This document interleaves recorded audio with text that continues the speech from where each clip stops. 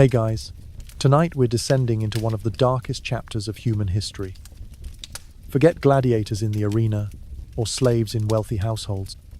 We're talking about the absolute bottom of the Roman world, a place where sunlight was a memory and death was a mercy. Tonight, we're exploring why it sucked beyond imagination to be a Roman slave in the mines. So before you get comfortable, take a moment to like the video and subscribe, but only if you genuinely enjoy what I do here. And let me know in the comments where you're tuning in from and what time it is for you. It's always fascinating to see who's joining us from around the world. Now, dim the lights, maybe turn on a fan for that soft background hum, and let's ease into tonight's journey together. You wake up to the sound of chains clanking in absolute darkness. Not the gentle darkness of a bedroom at night, but the suffocating, crushing blackness of being hundreds of feet underground. Your back is pressed against cold, wet stone. Your wrists are raw from iron shackles that have rubbed your skin down to bloody meat. The air tastes of metal, sulfur, and human waste. This isn't a nightmare. This is your life now. This is what it means to be a Roman mine slave. And you're about to discover why it was considered the worst possible fate in the ancient world. The Romans didn't just stumble into slavery. They perfected it, systematized it, turned it into an industrial machine that powered their empire for centuries. But even in their brutal hierarchy of human bondage, there were levels. Household slaves lived in relative comfort. Gladiators at least had a chance at fame and freedom. But mine slaves, you were the forgotten ones, the disposable ones, the humans who disappeared into the earth and were never meant to see daylight again. Most people think of Roman slavery and picture house servants or farm workers.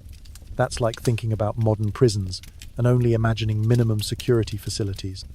The reality is that Roman slavery had a basement level that most historians barely touch because it's too horrifying to dwell on. Mine slaves weren't just workers. They were human machinery, flesh and bone tools that the Romans used until they broke and then replaced without a second thought.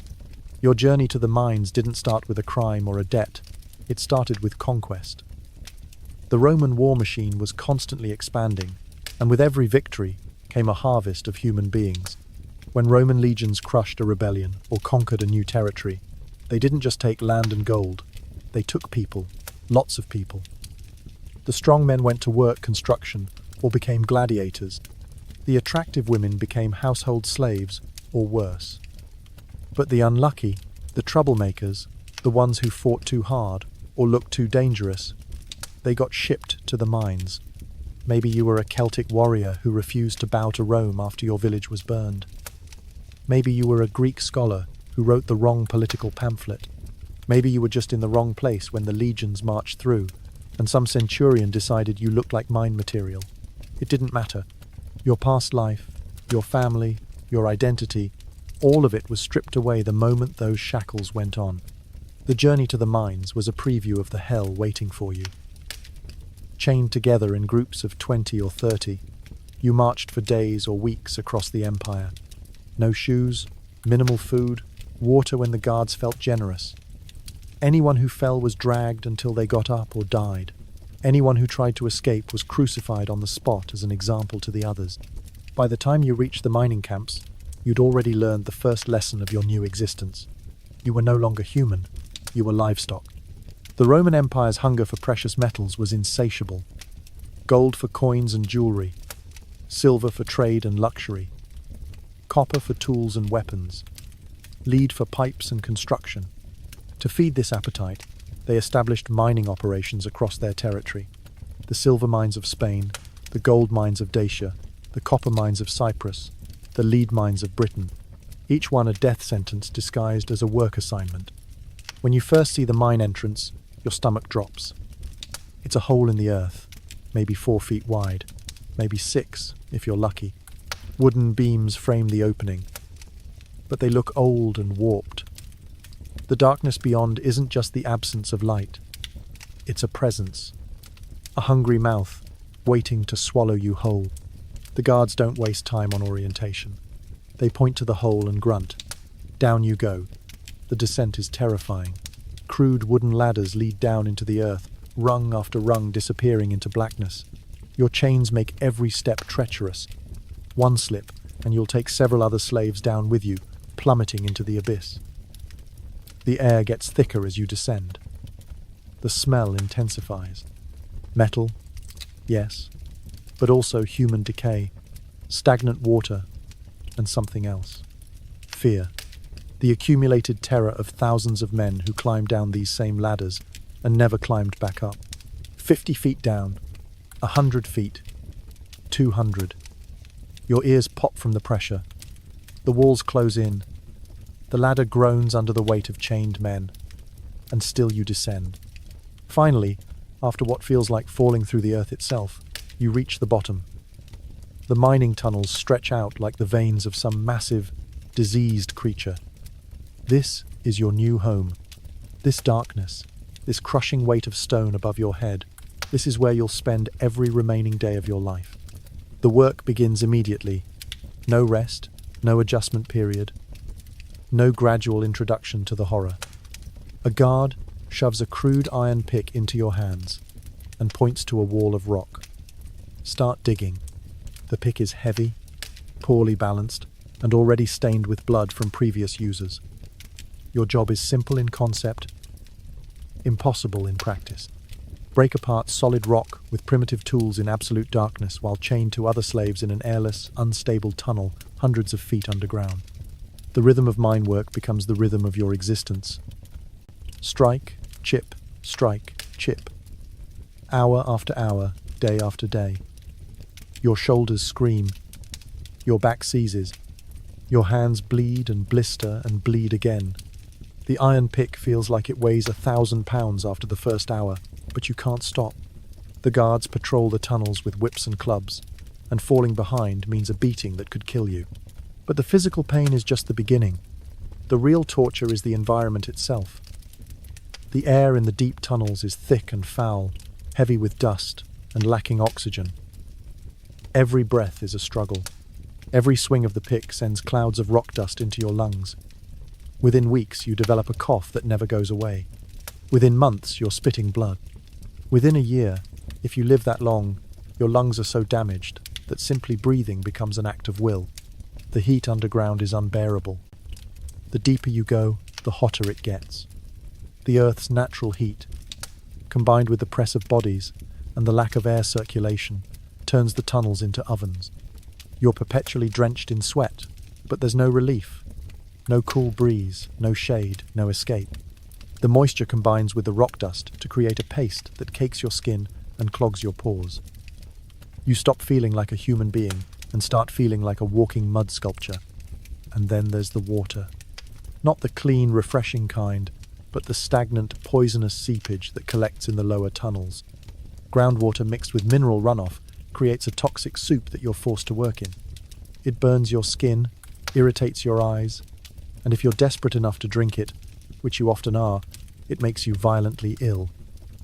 Your feet develop sores and infections from constant exposure. The wounds never heal in the damp, dirty environment. The darkness is perhaps the worst part. Not just the absence of light, but the complete severing from the natural world. You lose track of time completely. Is it day or night up there? Has it been hours or days since you last saw sunlight? Your body's natural rhythms break down. You can't tell when you should be sleeping or waking. The darkness becomes a living thing, pressing against your eyes, crawling into your brain, driving you slowly mad. Lighting in the mines comes from oil lamps and torches, but these are precious commodities carefully rationed by the guards.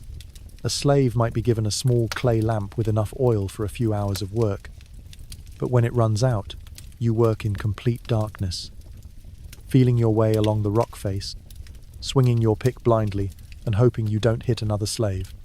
The structure of the mine itself is a death trap. Roman engineers were skilled, but mine safety wasn't their priority. Extraction speed was. Tunnels were dug quickly and cheaply, with minimal support beams. Cave-ins were common and catastrophic. The sound of creaking timber above your head becomes the soundtrack of terror. You learn to recognize the subtle sounds that mean the ceiling is about to collapse. The crack of splitting wood, the whisper of falling dust, the groan of stone under pressure. When a cave-in happens, and they happen regularly, there's no rescue operation, no emergency response team rushing to dig you out. If you're lucky enough to be outside the collapse zone, you listen to the screams of trapped men gradually fade to silence. If you're unlucky enough to be caught in it, well, at least your suffering is over quickly. The guards mark the tunnel as impassable and move on. The trapped slaves become part of the mine's structure, their bones mixed with rock and timber. The tools you work with are primitive and deadly. The iron picks are poorly made, with handles that splinter and heads that can fly off without warning. When a pick head comes loose during a swing, it becomes a projectile that can kill or maim whoever is unlucky enough to be in its path. Chisels and hammers are equally dangerous, especially when used by exhausted, malnourished, half-blind slaves in near-total darkness. But perhaps most dangerous are the wooden wedges used to split rock. The technique involves driving wedges into cracks in the stone and then wetting them to make the wood expand, eventually splitting the rock apart. It sounds simple, but in practice, it's terrifyingly unpredictable. When the rock finally gives way, it can explode with tremendous force, sending sharp fragments flying in all directions. Slaves are regularly blinded, maimed, or killed by flying stone shards. The mining process itself varies depending on what you're extracting, but it's universally brutal. For silver mining, which was particularly common in Spain, you follow veins of ore deep into the earth, creating a maze of narrow tunnels that branch and twist like a nightmare labyrinth. The silver-bearing rock is incredibly hard, requiring thousands of hammer blows to break apart even small sections. Your hands become permanently curled into the shape of a pick handle. Your arms develop a tremor that never stops. Gold mining involves different techniques, but equal misery. Sometimes you're digging vertical shafts straight down, following veins of ore into the earth's core. Other times you're working underground streams, sifting through tons of gravel and sand to find tiny flakes of gold. The water is always freezing, and you're standing in it for hours at a time. Your feet become numb, then painful, then infected. Frostbite and rot set in, but there's no medical treatment, no rest days, no mercy. Copper mining presents its own special torments. Copper ore often contains toxic minerals that poison the air and water. You develop skin rashes, breathing problems, and neurological symptoms that the Romans don't understand and don't care to treat. The copper dust turns your skin green and your hair brittle. Your teeth loosen and fall out. Your vision deteriorates. You become a walking ghost, more metal than flesh. Lead mining might be the worst of all. Lead is incredibly toxic. And the Romans had no understanding of lead poisoning. Slaves working lead mines developed severe neurological problems, kidney failure, and mental deterioration. You forget things, lose the ability to speak clearly, develop tremors and seizures. The irony is cruel. Lead was used throughout the Roman Empire for water pipes and cooking vessels, slowly poisoning the very people who enslaved you. The quota system ensures that rest is impossible. Each slave is expected to extract a certain amount of ore each day. Fall short, and you're beaten. Fall short repeatedly, and you're killed. The quotas are set impossibly high, based not on human capability, but on economic necessity. The mine owners don't care if the quotas are achievable. They care about maximum extraction. And if slaves die in the process, well, there are always more slaves. To meet your quota, you work until your body literally can't continue. 12 hours, 14 hours, 16 hours of continuous labor with only brief breaks for water and a handful of grain. Your muscles tear and don't heal. Your bones develop stress fractures. Your joints wear out from repetitive motion. You age years in months, decades in years. A 20-year-old man becomes an ancient cripple before his 25th birthday. The competitive element among slaves makes everything worse. When food and survival depend on meeting quotas, slaves turn against each other. They sabotage each other's work, steal tools, fight over the easiest digging spots. The Romans understand this psychology perfectly. By creating competition for basic survival, they ensure that slaves expend their energy fighting each other rather than planning rebellion. The chain gangs that work the deeper tunnels are particularly hellish. 20 or 30 slaves chained together at the ankle, forced to move and work in perfect coordination. If one man falls, everyone falls. If one man can't keep up, everyone suffers. The chains are heavy iron, adding 40 or 50 pounds to your body weight. They rub constantly against your skin, creating permanent wounds that never heal in the damp, dirty environment of the mine. Working chained means you can never work at your own pace. You're trapped in the rhythm of the weakest man in your group. If he's injured or sick, everyone slows down. If he dies, and deaths are frequent, you're chained to a corpse until the guards decide it's worth their time to remove the body. Sometimes that takes hours, sometimes days. You work alongside decomposing flesh, breathing in the stench of death, knowing that you'll likely be the next corpse someone else is chained to. The logistics of moving ore out of the mine require human conveyor belts of slaves. Baskets of broken rock are passed from hand to hand, through the tunnel system, up ladders, and finally to the surface. It's back-breaking work that never stops. As soon as one basket is passed along, another appears. Your arms burn, your back aches, but the flow of baskets never slows. Drop a basket or lose your grip, and you're beaten. Spill valuable ore, and you might be killed. The deeper tunnels require specialized horror. Water constantly seeps in from underground springs and streams, turning the mine floor into a treacherous marsh of mud, standing water, and loose rock.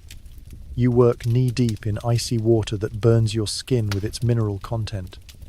Rats and other vermin thrive in these conditions, competing with you for the scraps of food that fall from your rations. They bite, they carry disease, and they're often better fed than you are. Ventilation in the deep mines is virtually non-existent. The air becomes so thin and foul that men regularly pass out from oxygen deprivation. When someone collapses, the guards don't check if he's sick or injured. They assume he's lazy and beat him back to consciousness. If beating doesn't work, they drag the unconscious slave to a side tunnel and leave him to die. The mines are full of these side passages, filled with the bodies of slaves who couldn't work anymore. The sound environment of the mines is its own form of torture. The constant crash of picks against stone, the groaning and creaking of support timbers, the splash of water dripping from above, the rattle of chains, the gasping and coughing of sick men, the occasional scream when someone is injured or killed. But worse than the noise is the echo. Every sound bounces off the stone walls and multiplies, creating a cacophony that never stops. You can't escape it. Can't find silence. Can't rest your ears or your mind. And then there are the sounds that stop your heart. The crack of a support beam about to give way. The rumble of a cave-in starting somewhere deeper in the mine. The splash of water that means a tunnel is flooding. The shout of guards that means someone is about to be beaten or killed. You learn to interpret every sound as a potential threat, because in the mines, everything is a potential threat. The temperature variations throughout the mine create additional misery. Near the surface, especially in winter, the tunnels are freezing cold. Your breath mists in the air, your fingers go numb, and the metal tools become so cold they burn your skin. But as you descend, the Earth's heat builds. The deep tunnels become sweltering furnaces where the air shimmers with heat, and every breath feels like swallowing fire. There's no adjustment period, no gradual transition. You go from freezing to boiling in the space of a ladder climb. Your body never adapts to these extreme temperature changes. You develop a constant fever-like state, sweating in the heat and shivering in the cold, but never comfortable anywhere. Your immune system breaks down under the stress. Minor cuts become infected. Small illnesses become life-threatening.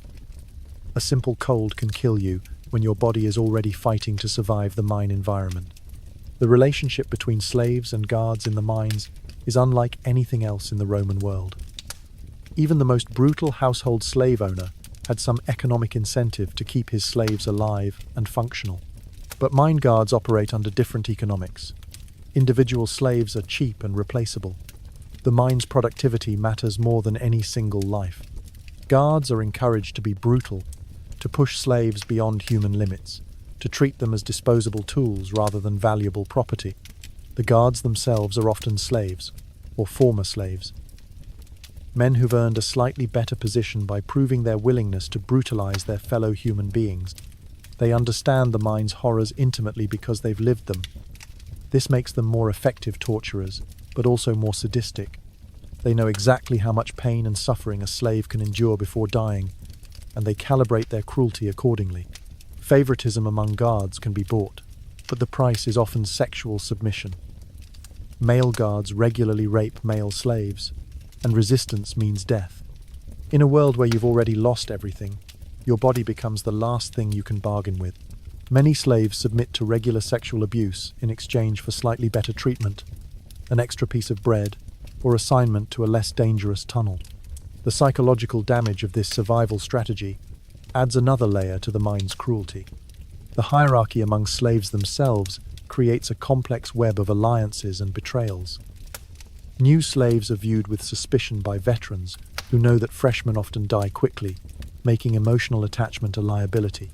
Experienced slaves sometimes take newcomers under their wing, but usually only if the new slave can offer something valuable: strength, skill, or information.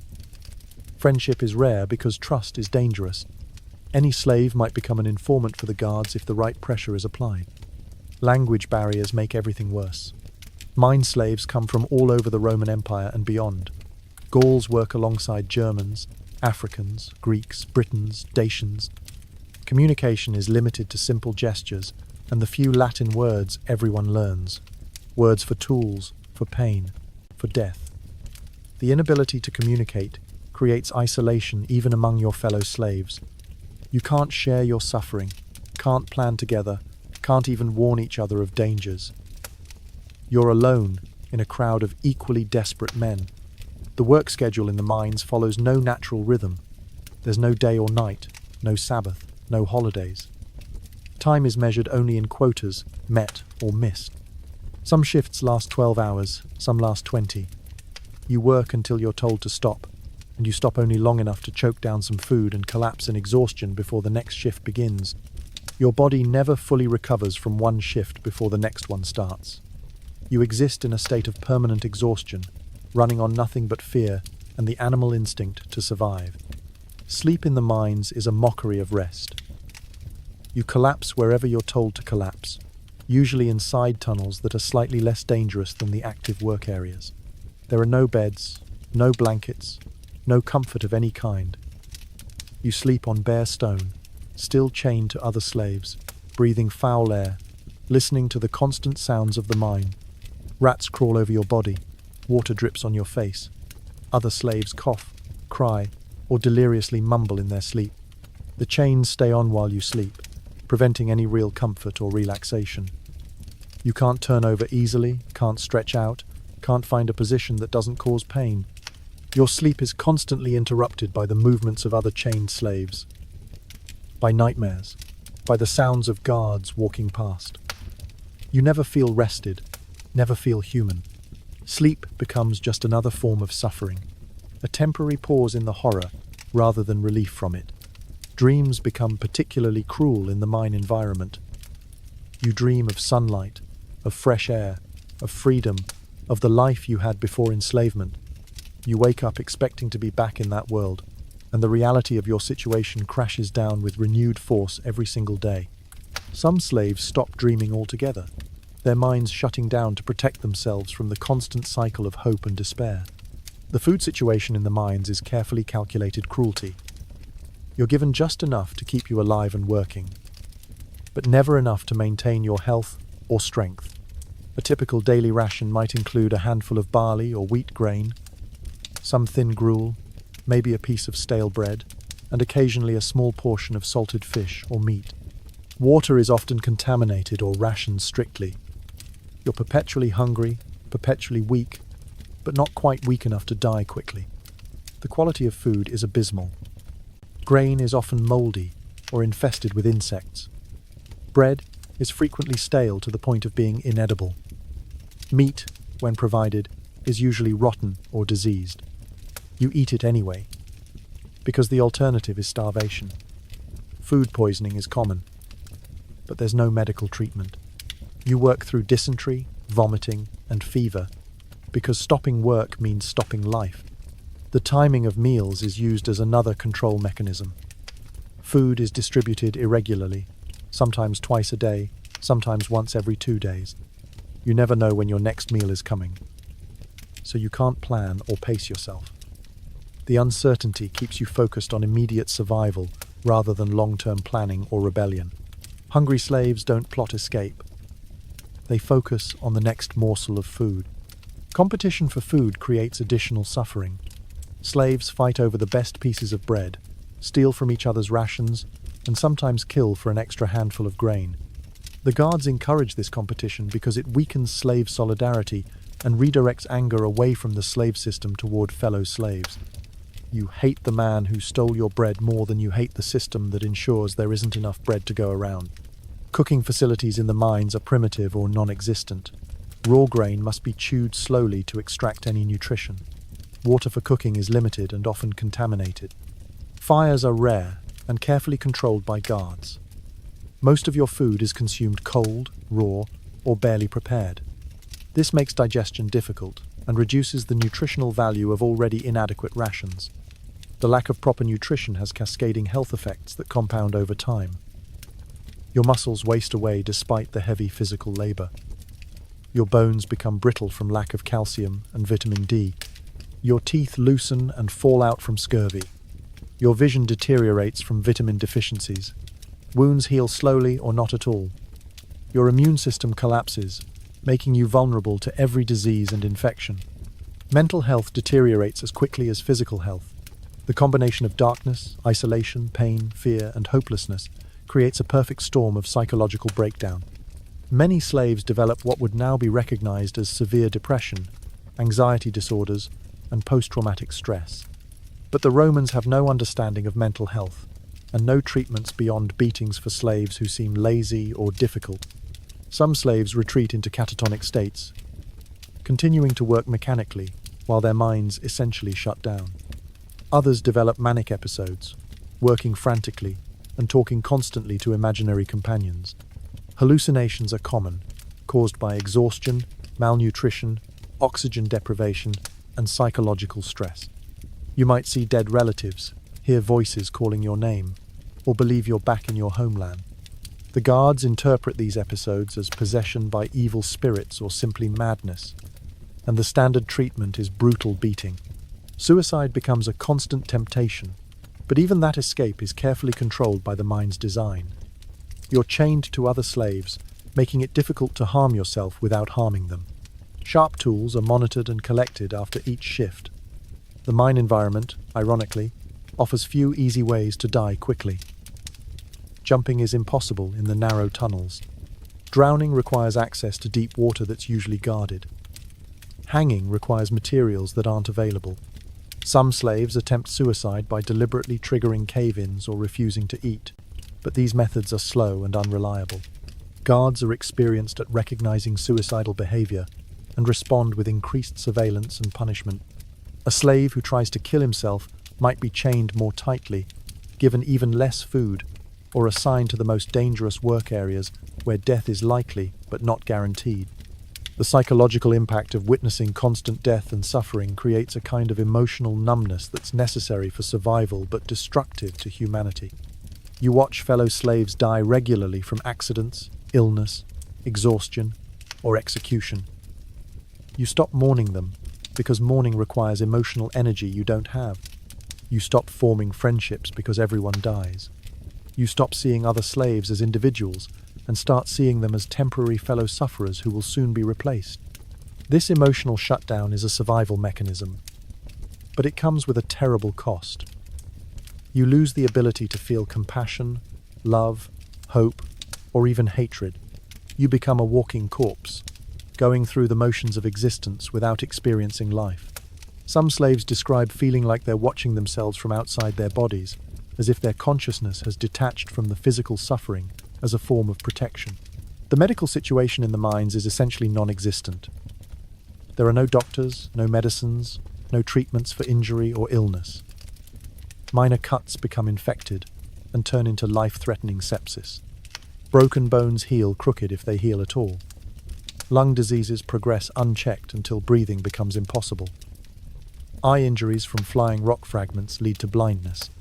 Burns from hot metal or fire are left to heal naturally, often resulting in permanent disability.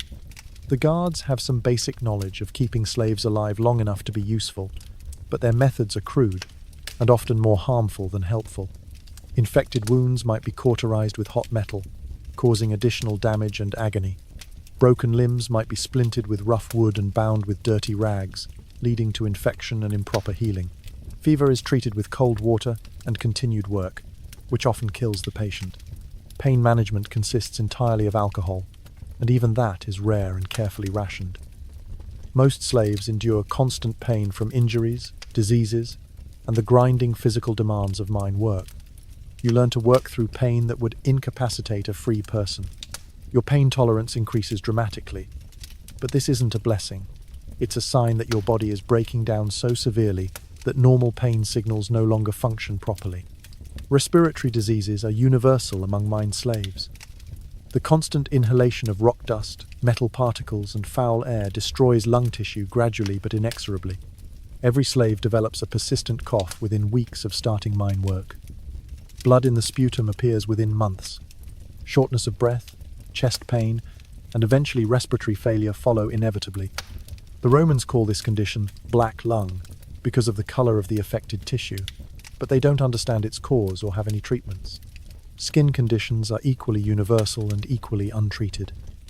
Constant exposure to mineral-laden water, metal dust, and abrasive stone creates rashes, sores, and infections that cover your entire body. Your skin becomes thick and leathery, where it's constantly rubbed by chains and tools. Open wounds never heal properly in the damp, dirty environment. Fungal infections thrive in the warm, moist conditions of the deeper tunnels. Eye problems develop quickly and worsen continuously. The combination of poor lighting, flying particles, chemical exposure, and vitamin deficiencies leads to progressive vision loss. Many slaves become partially or completely blind within a few years of mine work. The guards don't accommodate blind slaves. They simply assign them to different tasks that don't require vision, like hauling baskets or operating simple machinery. Hearing loss is another inevitable consequence of mine work. The constant noise of hammering, chiseling, and rock breaking, combined with the acoustic properties of stone tunnels, creates an environment that destroys hearing gradually but completely. Many long-term slaves communicate primarily through gestures because they can no longer hear spoken words clearly. Musculoskeletal injuries are perhaps the most common and debilitating health problems in the mines. The repetitive motions required for rock breaking, combined with poor nutrition and inadequate rest, create a cascade of joint problems, muscle tears, and bone stress fractures. Your shoulders, elbows, wrists, and spine are particularly vulnerable to injury and wear. Back injuries are virtually universal among mine slaves. The combination of heavy lifting, awkward working positions, and poor nutrition creates conditions where spinal injury is inevitable. Herniated discs, compressed vertebrae, and pinched nerves create constant pain and reduced mobility. But there's no light duty in the mines. No rehabilitation, no accommodation for injury. You work through the pain until your back gives out completely, and then you die. Foot and leg problems develop from standing in contaminated water for hours at a time, walking on uneven stone surfaces, and wearing inadequate footwear or no footwear at all. Cuts on your feet become infected in the dirty water. Fungal infections eat away at your skin. Repeated injuries and poor healing lead to permanent deformities and chronic pain. Hand and wrist injuries are occupational hazards that affect every mine slave. The constant gripping of tools, the shock of impacts transmitted through handles, and the repetitive motions of mining work create conditions similar to severe arthritis. Your hands become permanently curled into claw-like shapes. Your wrists swell and lose range of motion. Eventually, you can barely grip tools, but you're expected to continue working anyway. The cumulative effect of these health problems is a rapid aging process that transforms young men into broken old men within a few years. A healthy 20-year-old becomes a decrepit 40-year-old in terms of physical condition within 2 or 3 years of mine work. The combination of malnutrition, disease, injury, and constant stress ages your body at an accelerated rate. But perhaps the most insidious health problem is the gradual loss of the will to live. As your body breaks down and your suffering increases, the instinct for survival that keeps you going gradually weakens. You stop caring about meeting quotas, stop trying to avoid punishment, stop doing the small things that keep you alive a little longer. This isn't a conscious decision. It's a biological response to unbearable conditions. The guards recognize this progression and adjust their treatment accordingly. Slaves who are clearly dying are often given the most dangerous assignments, used as human shields, in unstable tunnels, or simply abandoned to die in side passages. There's no attempt at medical treatment or rehabilitation. You're a tool that's wearing out, and when a tool is no longer useful, it's discarded. The social dynamics within the mine slave community are complex and constantly changing. Trust is rare because betrayal can mean the difference between life and death. Information about easier work assignments, hidden food, or guard behavior is valuable currency that slaves trade carefully. Alliances form and dissolve quickly based on immediate survival needs rather than genuine friendship. Veteran slaves, who've survived longer than average, gain a kind of informal authority based on their knowledge of mine conditions and guard behavior. They might know which tunnels are most likely to collapse, which guards are most brutal, or where to find drinkable water. This knowledge is power, and veteran slaves use it to improve their own survival chances, sometimes at the expense of newer slaves. The constant turnover of slaves means that social bonds can't form properly. New slaves arrive regularly to replace the dead, and experienced slaves die regularly despite their knowledge and skills. You might work alongside someone for weeks or months, then watch them die in a cave-in or from disease. The emotional cost of forming attachments becomes too high, so most slaves maintain emotional distance from their fellow sufferers. Language barriers create additional isolation within the slave community. Slaves from different parts of the empire speak different languages and have different cultural backgrounds. Communication is limited to basic gestures and the few Latin words that everyone learns for survival. This linguistic isolation prevents the formation of large-scale conspiracies or coordinated resistance efforts. Religious and cultural differences also create divisions among slaves. Some slaves maintain their traditional religious practices as a form of psychological resistance, while others convert to Roman gods in hopes of better treatment. These religious differences can create conflict and mistrust within slave groups, especially when food or work assignments are perceived as being influenced by religious favoritism from guards. The economic system that underlies mine slavery is carefully designed to maximize profit while minimizing costs. Individual slaves are cheap to purchase and maintain, making them economically disposable. The Roman attitude toward mine slaves is similar to their attitude toward any other consumable resource. Use it up, wear it out, throw it away, buy a new one. The mathematics of mine slavery are brutal and simple.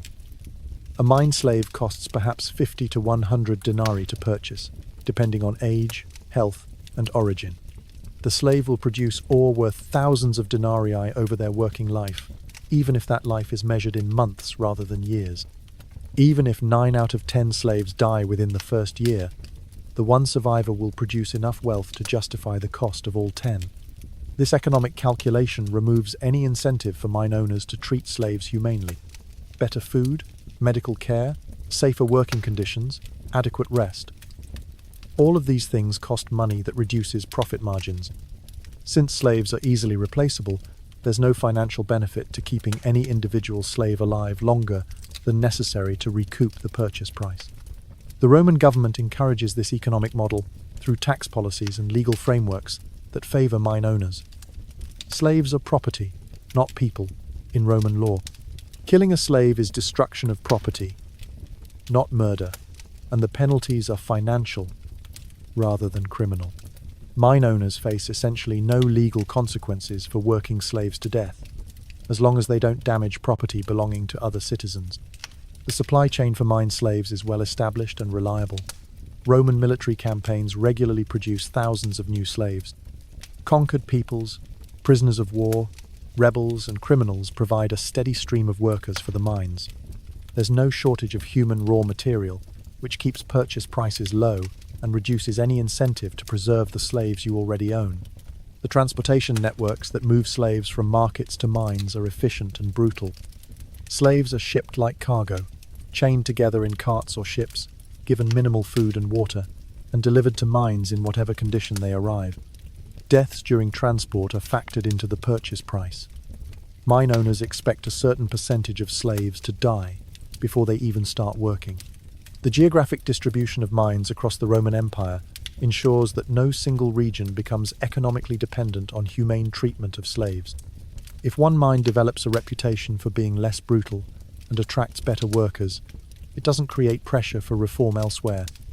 Instead, it's seen as an inefficient use of resources that reduces competitiveness compared to more brutal operations. The integration of mine slavery into the broader Roman economy means that the wealth produced by mine slaves benefits Roman citizens throughout the empire. The silver coins in your purse, the gold jewelry worn by senators' wives, the bronze weapons carried by legionaries, all of these products are created with slave labor under conditions that would horrify modern observers. This economic integration also means that any challenge to mine slavery would threaten the economic foundations of Roman society. The empire depends on cheap mineral extraction to maintain its military, its currency, and its trade relationships. Mine slavery isn't an aberration or an unfortunate side effect. It's a necessary component of Roman economic success. The profits from mine slavery flow upward through Roman society, enriching mine owners, local administrators, and ultimately the imperial treasury. The human costs flow downward and outward, affecting conquered peoples, enslaved individuals, and anyone unfortunate enough to be caught in the machinery of Roman expansion. This distribution of benefits and costs ensures that those with power to change the system have no incentive to do so. The technological level of Roman mining operations is sophisticated enough to maximize extraction, but primitive enough to require intensive human labor. Romans understand engineering principles that allow them to dig deep shafts, support tunnels, and move large quantities of ore, but they lack the mechanical devices that would reduce dependence on human muscle power. Water management in the mines demonstrates both Roman engineering skill and their callous disregard for human life. Sophisticated systems of pumps, drains, and channels keep the mines from flooding, but these systems require constant maintenance by slaves, working in the most dangerous conditions. The technology exists to remove water from mines, but not to protect the workers who operate the pumps. Ventilation systems in Roman mines are basic, but effective at moving air through tunnels. However, these systems prioritize airflow for fire safety and preventing gas buildup, rather than providing clean, breathable air for workers. The technology could be improved to reduce dust and provide better air quality, but there's no economic incentive to make these improvements. Lifting and hauling systems demonstrate the Romans' ability to move heavy loads efficiently using pulleys, winches, and inclined planes. These mechanical advantages reduce the number of slaves needed for certain tasks, but they also allow mine owners to increase quotas and push remaining slaves harder. Technology becomes a tool for intensifying exploitation rather than reducing human suffering. Lighting technology in the mines is limited to oil lamps and torches, creating dangerous working conditions and contributing to air quality problems. Better lighting would reduce accidents and improve productivity, but oil and fuel are expensive consumables that cut into profit margins. Mine owners prefer to accept higher accident rates rather than invest in better lighting. The relationship between technological capability and economic incentives reveals the true nature of Roman mine slavery. The Romans have the engineering knowledge to make mines safer and more comfortable for workers, but they lack any economic or moral incentive to apply this knowledge for humanitarian purposes. Technology serves profit, not people. Tool design in Roman mines reflects this same dynamic. Picks, hammers, and chisels are designed for effectiveness and durability, not for worker comfort or safety. Tools could be designed with better ergonomics, lighter weights, and safer operation. But these improvements would increase costs without directly increasing ore production. The Romans also have the organizational capability to implement better working conditions, medical care, and food distribution for mine slaves. Military camps demonstrate Roman ability to maintain large populations in challenging conditions while preserving health and morale. The difference is that soldiers are valuable assets worth preserving, while mine slaves are expendable resources. Mining techniques used by the Romans are sophisticated and effective, but unnecessarily dangerous for workers. Fire setting, where wood fires are used to heat rock faces before applying cold water to crack the stone, is an effective mining technique that regularly kills workers through burns, cave-ins, and smoke inhalation. Safer alternatives exist, but are avoided because they require more time and skilled labor. The Romans understand principles of structural engineering that could make mine tunnels safer and more stable. Proper support systems, careful tunnel planning, and regular structural inspections could reduce cave-ins and save lives. But implementing these safety measures requires investment of time and materials that reduce short-term profits, so they're avoided in favor of dangerous but cheap construction methods. Quality control systems in Roman mines focus entirely on ore purity and quantity, with no attention paid to worker safety or welfare. Sophisticated systems track production quotas, monitor guard performance, and ensure that extracted ore meets quality standards. These same organizational principles could be applied to worker safety and health, but there's no economic incentive to do so. The contrast between Roman engineering achievements in public works and their disregard for mine worker safety reveals the role of political and economic incentives in determining technological application. Aqueducts, roads, and public buildings demonstrate Roman ability to plan and execute complex projects that benefit large populations. The technology and organizational methods exist to improve mine conditions, but the economic and political will is absent. Escape from Roman mines is theoretically possible, but practically almost impossible. The combination of physical constraints, geographic isolation, social barriers, and brutal punishment for failed attempts creates a nearly perfect prison system. Understanding why escape is so difficult helps explain how the Roman mine slavery system maintained itself for centuries. The physical constraints begin with the mines themselves.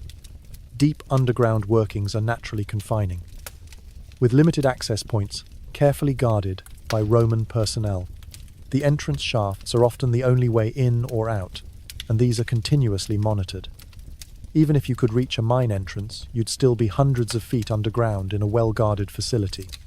The geography surrounding most Roman mines is deliberately chosen to discourage escape attempts.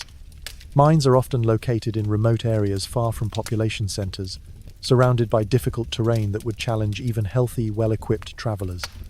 Mountain ranges, deserts, forests, and other natural barriers provide additional security that doesn't require guards or walls. Navigation challenges make escape even more difficult. As a mine slave, you have no knowledge of local geography, no maps, no compass, and often no clear idea of your location relative to friendly territory. Even if you could escape the immediate mine area, you'd be wandering blind through hostile terrain with no supplies and no destination.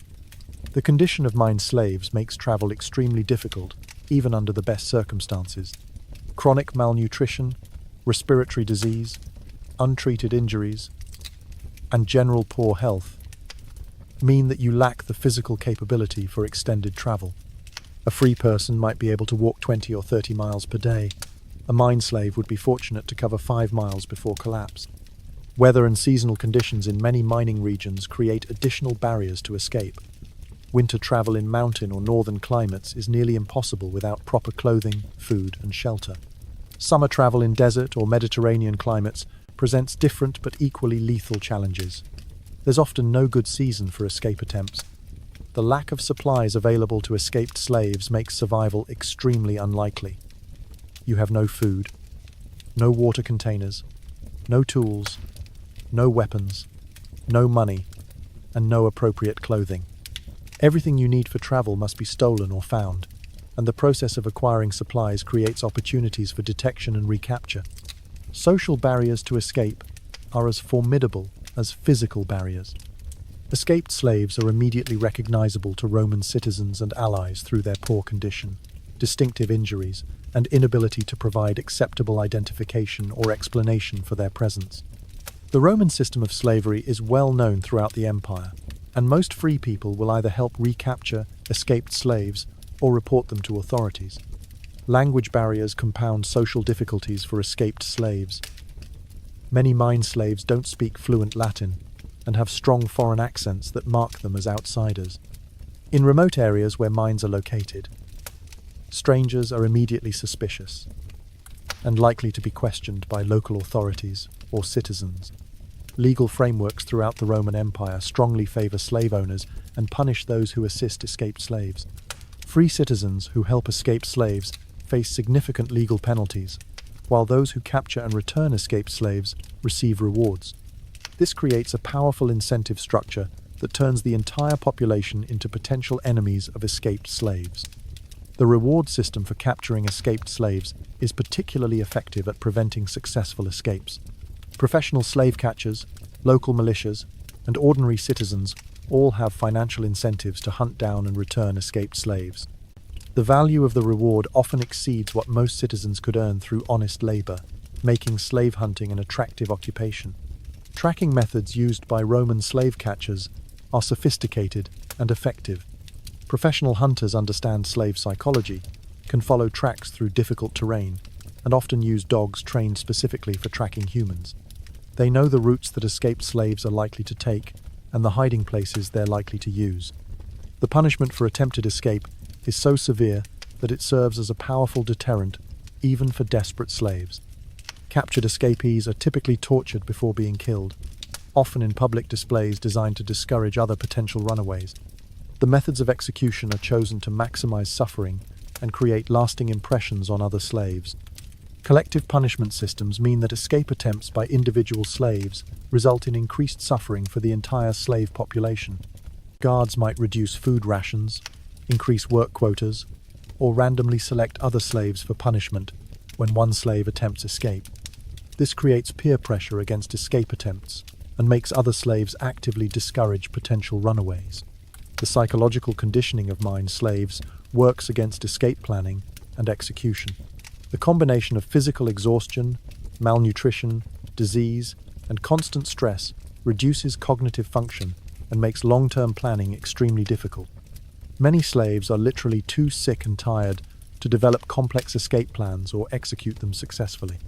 Group escape attempts are even more difficult to organize and execute than individual escapes. The larger the group, the more difficult it becomes to maintain secrecy, coordinate actions, and avoid detection. Trust issues among slaves make it difficult to recruit reliable collaborators, and the inclusion of unreliable participants can doom entire escape attempts. The few successful escape attempts in Roman history typically involved unusual circumstances that can't be replicated by ordinary mine slaves. Military revolts led by trained fighters, natural disasters that disrupted normal security, or assistance from outside allies created opportunities that don't exist under normal mine conditions. Even successful escape from immediate mine areas doesn't guarantee long-term freedom. Escaped slaves must somehow travel to territories beyond Roman control, establish new identities, and avoid recapture by slave hunters who may pursue them for months or years. The Roman Empire is vast, and truly safe territories are often thousands of miles away from mining regions.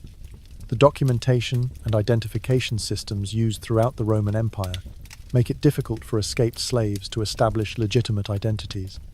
Free citizens are expected to provide acceptable explanations for their presence, their origins, and their occupations. Escaped slaves typically can't provide convincing cover stories and are vulnerable to exposure during routine interactions with authorities. Religious and cultural barriers also complicate escape attempts for foreign-born slaves. Even if they could return to their homelands, they might find that their communities have been destroyed, their families enslaved or killed, and their former lives erased by Roman conquest. Freedom might mean simply exchanging one form of suffering for another. The economic realities of survival outside the Roman system create additional challenges for escaped slaves. Free people need money, property, social connections, and marketable skills to survive. Escaped slaves typically lack all of these things and face extreme difficulty supporting themselves, even if they avoid recapture. The long-term health consequences of mine slavery make normal life difficult or impossible, even for successful escapees. Respiratory diseases, chronic injuries, and other health problems acquired in the mines don't improve after escape. Many escaped slaves are physically incapable of normal work and would struggle to survive even with freedom. Medical care in Roman mines ranges from non-existent to actively harmful. The combination of dangerous working conditions and complete absence of qualified medical personnel creates a healthcare environment that would be recognized as criminal negligence in modern terms. Understanding the medical situation helps explain why mine slavery was effectively a death sentence for most victims. Injury rates in Roman mines are extremely high due to dangerous working conditions, primitive safety measures, and inadequate training for workers. Cave-ins, tool accidents, falls, burns, cuts, and crush injuries occur daily in active mining operations. The nature of mine work makes injury inevitable, and the mine environment makes proper treatment impossible. The Romans have sophisticated medical knowledge and skilled physicians available to wealthy citizens and valuable slaves, but none of this expertise is applied to mine slaves. Military medicine demonstrates Roman capability to treat trauma injuries, prevent infection, and maintain fighting forces in challenging conditions. The absence of medical care in mines is a deliberate choice, not a technical limitation. Wound treatment in mines consists primarily of crude bandaging with dirty rags and continued work despite injury. There's no cleaning of wounds, no suturing of serious cuts, no setting of broken bones, and no rest period for healing. Minor injuries become major problems through neglect, and major injuries typically result in death from infection or complications. Infection control is completely absent from mine medical care. The combination of contaminated water, poor hygiene, inadequate nutrition, and continued physical stress creates ideal conditions for wound infections, blood poisoning, and communicable diseases. Once infection sets in, death is virtually inevitable without proper antibiotic treatment that won't be available for another 1,000 years. Pain management in mines relies entirely on alcohol when available, and personal endurance when it's not. Romans have some knowledge of opium and other pain-relieving substances, but these are expensive and not provided to mine slaves. Most slaves endure constant pain from injuries, diseases, and the grinding physical demands of mine work without any pharmaceutical relief. Respiratory disease treatment is completely inadequate given the universal lung problems that affect mine slaves. The Romans understand that mine work causes breathing problems, but they interpret this as an inevitable cost of mining rather than a preventable occupational health hazard. No masks, no air filtering, no job rotation to limit exposure. Slaves simply work until their lungs give out. Nutritional medicine is understood by Roman physicians, but not applied to mine slaves.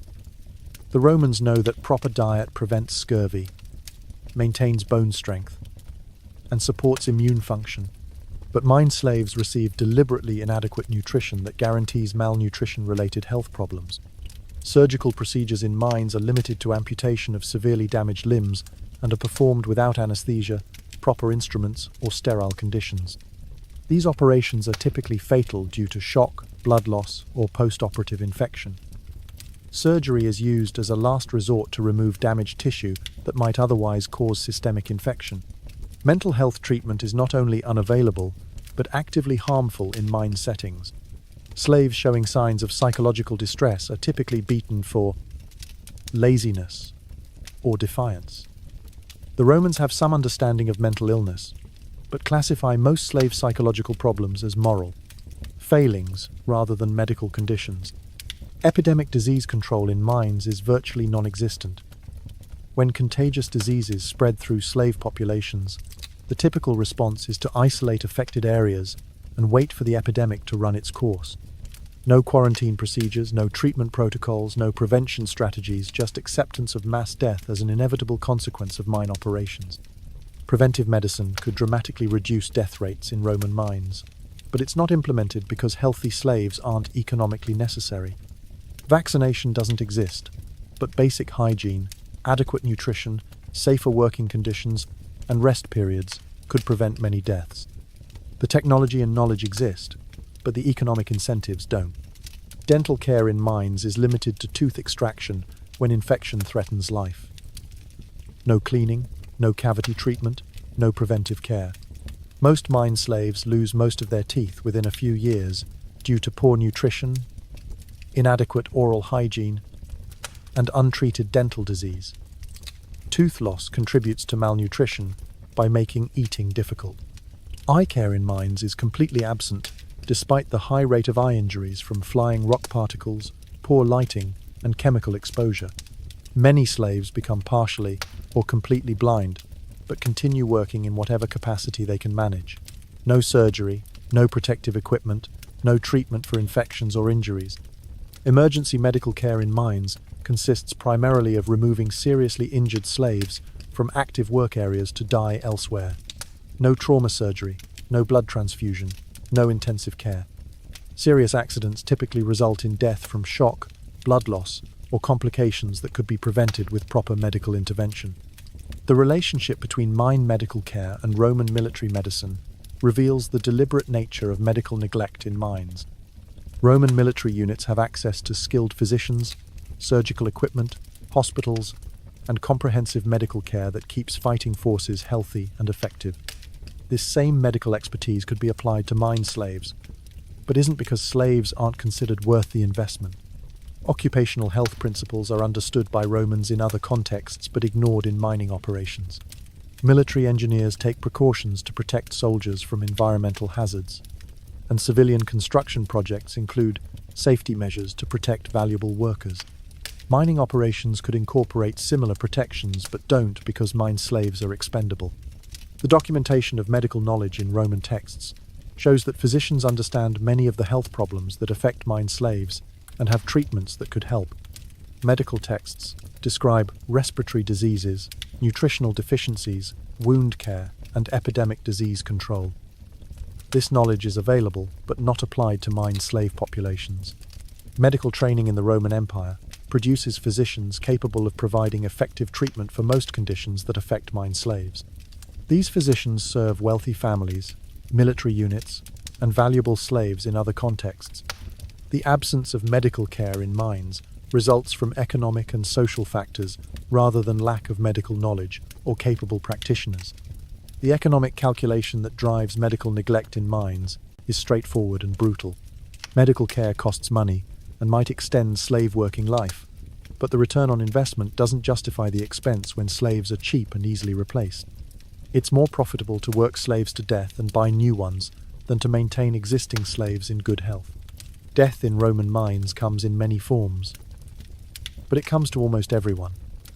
The mortality rates among mine slaves are staggering. Estimates suggest that most slaves die within 1 to 3 years of beginning mine work. Understanding how death comes to mine slaves reveals the true horror of this form of slavery and explains why it was considered the worst possible fate in the Roman world. Accident-related deaths are common and spectacular in Roman mines. Cave-ins crush groups of slaves instantly, creating mass casualty events that can kill dozens of workers at once. These accidents are predictable consequences of poor safety practices, inadequate structural support, and pushing slaves to work in dangerous conditions that trained miners would avoid. Falls from scaffolding, ladders, and elevated work platforms kill slaves regularly. The combination of poor lighting, inadequate safety equipment, exhaustion, and unsafe construction practices creates conditions where falls are inevitable. Most falls in deep mine shafts are fatal, and even non-fatal falls often result in injuries that prove fatal due to lack of medical care. Tool-related accidents cause frequent deaths and serious injuries. Poorly maintained picks and hammers break during use, sending metal fragments flying at high velocity. Mishandled tools crush fingers, hands, and limbs. Workers swinging heavy tools in confined spaces regularly strike other slaves, sometimes fatally.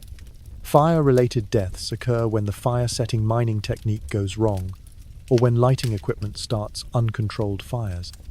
Burned slaves face excruciating deaths from infection and shock, typically lasting several agonizing days.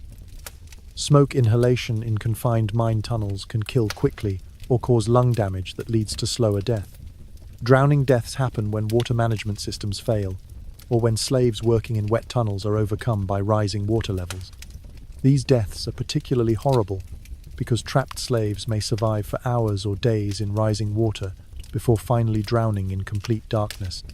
Crushing deaths occur when heavy ore, equipment, or structural components fall on workers. Rock falls, equipment failures, and structural collapses create opportunities for crushing injuries that are typically fatal. The weight of stone and metal in mining operations makes these accidents particularly gruesome. Disease-related deaths probably account for the majority of mine slave casualties. Respiratory diseases caused by dust inhalation kill slowly but inevitably. Lung tissue destroyed by years of breathing rock dust and metal particles eventually becomes unable to provide adequate oxygen, leading to suffocation deaths that can take weeks or months. Infection-related deaths follow from the universal presence of untreated wounds, contaminated water, poor hygiene, and weakened immune systems. Small cuts become infected and spread throughout the body, causing sepsis and death. The mine environment is ideal for bacterial growth and infection transmission. Malnutrition-related deaths result from the deliberately inadequate food provided to mine slaves. Starvation is slow, but inexorable, when caloric intake is insufficient to meet the demands of heavy physical labor. Vitamin deficiencies cause additional health problems that can prove fatal, including scurvy, pellagra, and beriberi. Exhaustion-related deaths occur when slaves are pushed beyond their physical limits without adequate rest or recovery time. Heart failure, stroke, and simple collapse become more likely as slaves are forced to work while seriously ill, injured, or malnourished. Some slaves literally work themselves to death. Exposure-related deaths happen when slaves are forced to work in extreme weather conditions without adequate protection. Hypothermia in cold, wet tunnels and heat stroke in hot, unventilated areas both cause deaths that could be prevented with basic environmental controls. Violence-related deaths result from guard brutality, fights among slaves, and punishment executions. Guards kill slaves for perceived infractions, real or imagined. Desperate slaves sometimes kill each other over food, tools, or perceived betrayals. Public executions are used to maintain discipline and terror. Suicide-related deaths occur when slaves find ways to end their own suffering despite the obstacles placed in their way. Some slaves deliberately trigger accidents, refuse to eat, or find other means of self-destruction. The rate of suicide among mine slaves is probably much higher than among other slave populations. The disposal of dead slaves reveals Roman attitudes toward mine workers. Bodies are typically dumped in abandoned mine shafts, side tunnels, or designated disposal areas. There's no ceremony, no burial, no marking of graves. Dead slaves are simply removed from active work areas and discarded like any other waste product. Mass death events in mines create logistical challenges for mine operators. When cave-ins, fires, or epidemics kill large numbers of slaves simultaneously, the bodies must be disposed of quickly to prevent further health hazards. These mass casualty events reveal the scale of death in mining operations. Record-keeping regarding slave deaths is minimal and focused on economic rather than humanitarian concerns. Mine operators track deaths primarily to calculate replacement costs and adjust purchasing plans. There's no investigation of preventable deaths, no safety improvement programs, no efforts to reduce mortality rates. The psychological impact of constant death on surviving slaves contributes to the breakdown of normal human social bonds. When death is so common and inevitable, emotional investment in other people becomes a luxury that slaves can't afford. This emotional numbing helps survivors cope, but also strips away much of what makes life worth living. Family relationships among mine slaves are impossible to maintain given the mortality rates and working conditions. Fathers watch sons die. Brothers are separated and killed, and any attempt to form familial bonds is quickly destroyed by the realities of mine life. The slave system deliberately destroys family connections to prevent organized resistance. The age distribution of mine slave deaths shows that the youngest and oldest slaves die first, leaving a middle group of workers in their 20s and 30s who might survive slightly longer. But even the strongest slaves typically die within a few years of beginning mine work. Seasonal variations in death rates reflect the additional stresses of weather, epidemic disease, and increased work demands during certain times of year. Winter deaths increase due to cold and respiratory disease, while summer deaths increase due to heat stroke and dehydration. The geographic distribution of mine slave deaths varies by region and mining type, but nowhere are mortality rates acceptable by any humane standard. Some mines are more deadly than others due to local conditions, but all Roman mining operations have mortality rates that would be considered genocidal in modern terms. Documentation of specific mine slave deaths is rare because individual slaves are considered unimportant. When deaths are recorded, it's typically as statistical data rather than individual tragedies. This bureaucratic approach to mass death reveals the systematic dehumanization that makes mine slavery possible. The comparison between mine slave mortality and other forms of Roman slavery shows just how deadly mining work is. Household slaves, agricultural slaves, and even gladiators have significantly better survival rates than mine slaves. Mining represents the absolute bottom of the Roman slavery system in terms of life expectancy and living conditions. Modern estimates of total mine slave deaths throughout Roman history reach into the hundreds of thousands or possibly millions of individuals. The scale of this loss of life represents one of history's greatest crimes against humanity, carried out systematically over several centuries for economic benefit. Among the countless thousands of mine slaves who died in Roman operations, a tiny fraction managed to survive long enough to escape, be freed, or witness the end of their enslavement. These rare survivors provide glimpses into what it meant to endure the ultimate test of human resilience and what escape from the mining hell actually looked like. Survival in Roman mines required a combination of physical toughness, mental resilience, strategic thinking, and extraordinary luck that few possessed. The slaves who lived longer than average typically developed specific survival strategies that helped them navigate the deadly environment, though even the most successful survival strategies only delayed the inevitable for most slaves. Physical adaptation to mine conditions was possible for some slaves, though it came at a terrible cost. Bodies that survived the initial shock of mining work sometimes developed increased lung capacity to cope with poor air quality, stronger muscles to handle heavy tools, and improved night vision for working in darkness. But these adaptations were bought with permanent health damage.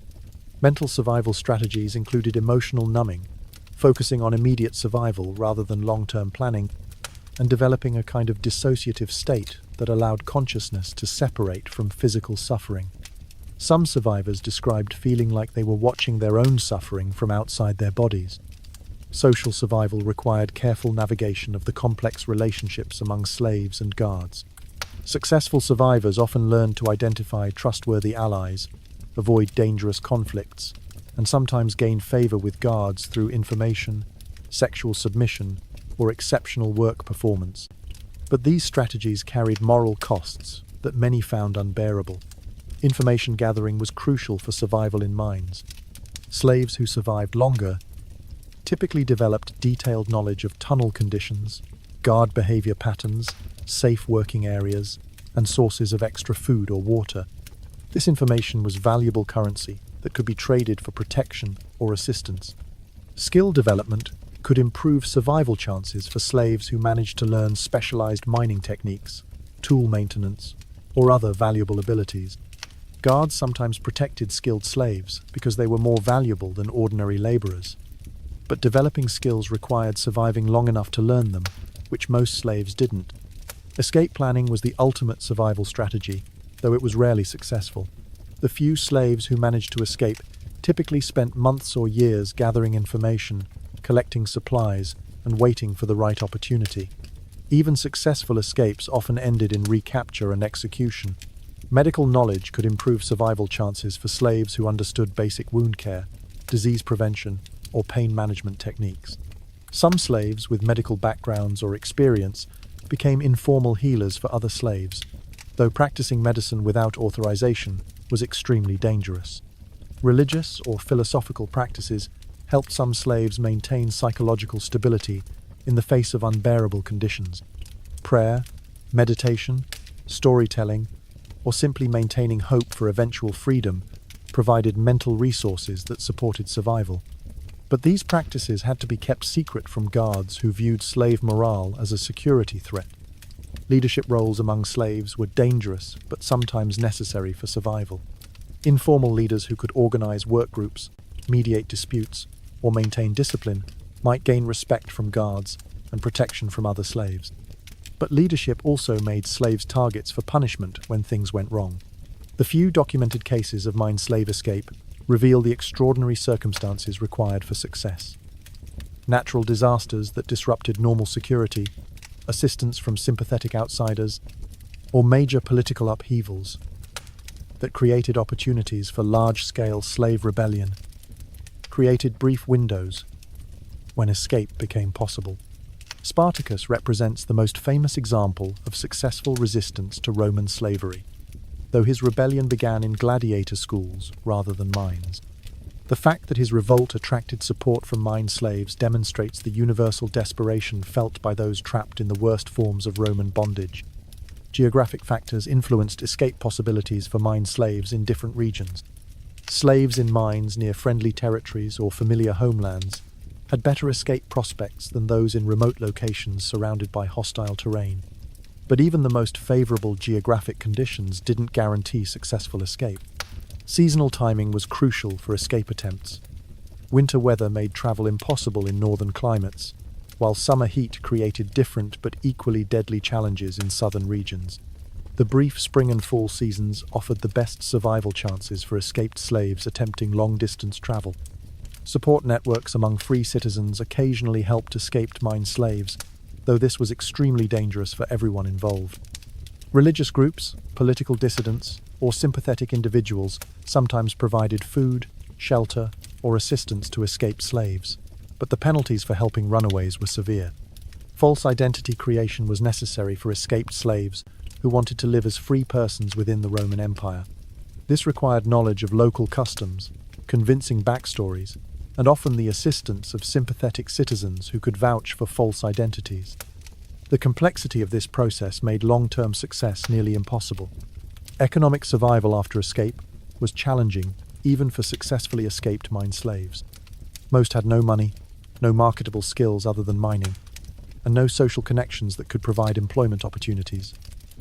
Many escaped slaves faced the choice between starvation and voluntary return to slavery. Health problems acquired in mines made normal life difficult or impossible for escaped slaves. Respiratory diseases, chronic injuries, and other mine-related health issues didn't improve after escape. Many successful escapees were physically incapable of normal work and struggled to survive even with freedom.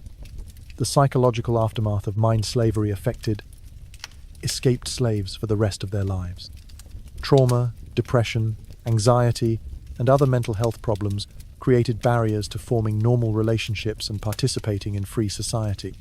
Some survivors described feeling more comfortable in confined spaces than in open areas.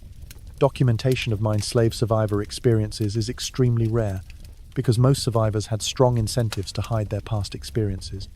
Admitting to being an escaped slave could result in re-enslavement or execution, so most survivors took their stories to their graves rather than risk exposure. Modern archaeological evidence from Roman mine sites sometimes reveals information about slave experiences that wasn't recorded in historical documents. Human remains, tools, living quarters, and other physical evidence provide insights into the conditions endured by mine slaves and occasionally evidence of resistance or escape attempts. The legacy of mine slave survivors can sometimes be traced through genetic studies, archaeological evidence, and historical records of population movements in former Roman territories. These indirect traces provide evidence of successful escapes and survival that wasn't documented in contemporary sources. Comparative studies of slavery systems in other cultures and time periods help historians understand how Roman mine slavery compared to other forms of forced labor. These comparisons consistently show that Roman mine slavery was among the most deadly and inhumane forms of bondage in human history. The few recorded accounts of mine slave experiences come primarily from outside observers rather than from survivors themselves. Roman writers, early Christian authors, and occasional officials recorded descriptions of mine conditions, but these accounts were written by people who never experienced slavery themselves. Modern estimates suggest that the survival rate for mine slaves beyond 5 years was probably less than 1%. This means that out of every 100 slaves sent to the mines, 99 would die within 5 years, and only one might survive longer. Even that lone survivor faced continued danger and would likely die within a few more years. The psychological profile of mine slave survivors shows common characteristics, including extreme resilience, adaptability, emotional control, and often a kind of moral flexibility that allowed them to do whatever was necessary for survival. These traits helped them endure conditions that killed other slaves, but often came with lasting psychological costs. Recovery from mine slavery was a lifelong process for the few who achieved freedom. Physical health problems persisted indefinitely, psychological trauma created ongoing challenges, and social integration was difficult due to the stigma associated with slavery and the secretive nature required to avoid re-enslavement. The stories of mine slave survivors, when they can be reconstructed from fragmentary evidence, reveal both the worst of human cruelty and the best of human resilience. These individuals endured conditions that modern observers find almost incomprehensible, and somehow found the strength to continue fighting for life when death would have been easier. The economic machine that powered Roman mine slavery was vast, sophisticated, and utterly ruthless in its calculation of human costs versus financial benefits. Understanding the economics of this system reveals how deliberate and systematic the brutality was, and why reform was impossible within the Roman economic framework. The initial investment in mine slaves was relatively modest compared to the wealth they would generate during their working lives. A healthy young man might cost 50 to 100 denarii at auction, depending on his age, physical condition, and origin. This purchase price was quickly recovered through the slave's labor, often within the first few months of work. Transportation costs from slave markets to mining sites added to the initial investment, but were minimized through efficient logistics systems. Slaves were shipped in large groups to reduce per capita transportation expenses, with minimal provisions for food, water, or medical care during transit. Deaths during transportation were factored into the overall cost calculations. The daily operating costs of mine slaves were deliberately kept as low as possible, while maintaining just enough functionality to extract ore. Food costs were minimized by providing the cheapest possible calories, mainly grain and occasional scraps of meat or vegetables. Housing costs were virtually zero since slaves slept in the mines themselves or in crude shelters. Medical expenses for mine slaves were essentially non-existent, since no medical care was provided. This represented a significant cost savings compared to other forms of slavery, where maintaining slave health was economically important. The deliberate absence of medical care was a calculated decision based on replacement costs versus treatment costs. Equipment and tool costs were minimal, since slaves used simple, primitive implements that could be manufactured cheaply or salvaged from previous operations. The loss or breakage of tools was expected and budgeted accordingly. Slaves were held responsible for tool maintenance and faced punishment for excessive tool damage. Guard and supervision costs represented a more significant expense, but these were controlled through efficient systems that maximized the number of slaves each guard could oversee. The mine environment itself served as a prison, reducing the number of guards needed compared to other slavery operations. Revenue generation from mine slave labor was enormous compared to the costs of maintaining them. A single slave working in precious metal mines might extract enough gold or silver in 1 month to pay for several replacement slaves. This mathematical relationship made individual slave lives economically insignificant. The replacement cycle for mine slaves was rapid and predictable, allowing mine operators to plan purchases and budget for regular slave acquisition. The average working life of a mine slave was measured in months rather than years, creating a steady demand for new slaves and a reliable supply chain. Market forces in the slave trade favored mine operations because mines could absorb large numbers of slaves quickly and efficiently. When military campaigns produced thousands of new slaves, mines provided a ready market that could handle mass purchases without overwhelming local demand. The depreciation schedule for mine slaves was accelerated compared to other forms of property. Unlike household slaves, who might work for decades, mine slaves were expected to die quickly, so their purchase price had to be recovered rapidly. This economic pressure contributed to the brutal working conditions that ensured quick death. Profit margins in Roman mining operations were substantial, often exceeding 50% annually on invested capital. These high returns made mine slavery extremely attractive to investors and provided strong incentives to maintain the system despite its human costs. Economic success justified moral blindness. Tax policies throughout the Roman Empire favored mining operations and provided additional incentives for mine slavery. Mining revenues were important sources of imperial income, and policies were designed to maximize extraction rather than protect worker welfare. Economic growth took priority over human rights. Insurance and risk management for mine slave operations focused on protecting investments in equipment and facilities rather than slave lives. The loss of slaves was considered a normal business expense that didn't require insurance coverage. Only valuable skilled slaves or unusual mass casualties merited special financial consideration. Seasonal variations in mining profitability influenced slave purchasing and working patterns. Peak extraction seasons required more slaves, leading to increased purchases and more intensive working conditions. Off-season periods might involve reduced slave crews or reassignment to maintenance tasks.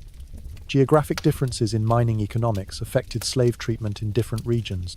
Mines located near major transportation routes could ship ore more efficiently and achieve higher profits, sometimes leading to slightly better conditions for slaves. Remote mines faced higher transportation costs and might compensate through even more intensive slave exploitation. Technological investments in Roman mines focused on extraction efficiency rather than worker safety or comfort. New techniques, tools, and methods were evaluated based on their impact on ore production and profitability. Innovations that might improve slave welfare were ignored if they didn't also increase profits. The integration of mine slavery into broader Roman economic systems created powerful constituencies with interests in maintaining the status quo.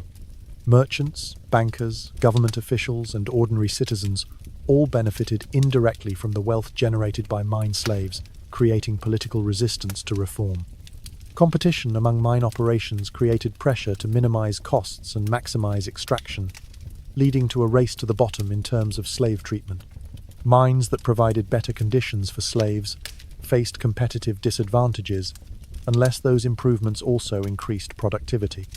Long-term economic planning in the Roman Empire assumed the continued availability of cheap slave labor for mining operations.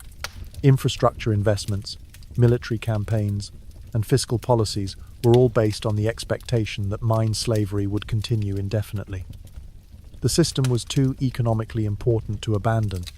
Capital allocation decisions throughout the Roman economy were influenced by the availability of cheap extracted metals from slave-operated mines. The low cost of gold, silver, copper, and other metals affected everything from currency policy to military equipment to luxury goods production. The multiplier effect of mine slave labor extended throughout Roman society, supporting jobs and economic activity far from the mines themselves. Metalworkers, merchants, soldiers, and countless others depended on the cheap raw materials produced by slave labor. This economic interdependence made reform politically difficult. Economic inequality in the Roman Empire was perpetuated and amplified by mine slavery. The concentration of mining wealth in the hands of elite mine owners created vast fortunes, while the human cost was borne entirely by enslaved populations who received no compensation for their suffering and death. The accounting systems used to track mine slave operations were sophisticated in their record-keeping, but morally bankrupt in their calculations. Detailed records tracked ore production, tool usage, guard expenses, and slave purchases, but human suffering was never quantified or considered as a cost. Slaves appeared in ledgers only as assets that depreciated rapidly. Financial planning for mine operations assumed regular slave mortality and budgeted accordingly for replacement purchases. Death rates were treated as predictable operating parameters rather than tragedies to be prevented. The normalization of mass death in financial planning reveals the systematic dehumanization that made mine slavery possible. Investment returns from mine slavery attracted capital from throughout the Roman Empire, including funds from wealthy families, religious institutions, and government entities. The high profitability of mining operations made them attractive investments for anyone with capital to deploy, spreading complicity for mine slave suffering throughout Roman society. The economic success of mine slavery created powerful political constituencies that opposed any reforms that might reduce profitability. Mine owners, investors, government officials, and businesses that depended on cheap extracted metals all had financial incentives to maintain the system regardless of human costs. credit and financing systems developed to support mine slave operations, allowing investors to leverage their investments and expand operations more quickly. Banks and moneylenders provided capital for slave purchases, equipment, and facility construction, spreading economic involvement in mine slavery throughout the financial sector. The export economy built around Roman mining operations created international demand for products created through slave labor. Foreign traders, allied governments, and distant markets all benefited from cheap Roman metals, creating international economic pressure to maintain productive mining operations. Price competition in metals markets was influenced by the availability of slave labor, creating unfair advantages for operations that used the most brutal and cost-effective labor systems. Mines that treated workers more humanely could not compete economically with operations that worked slaves to death. Economic cycles and fluctuations in the broader Roman economy affected mine slavery in predictable ways.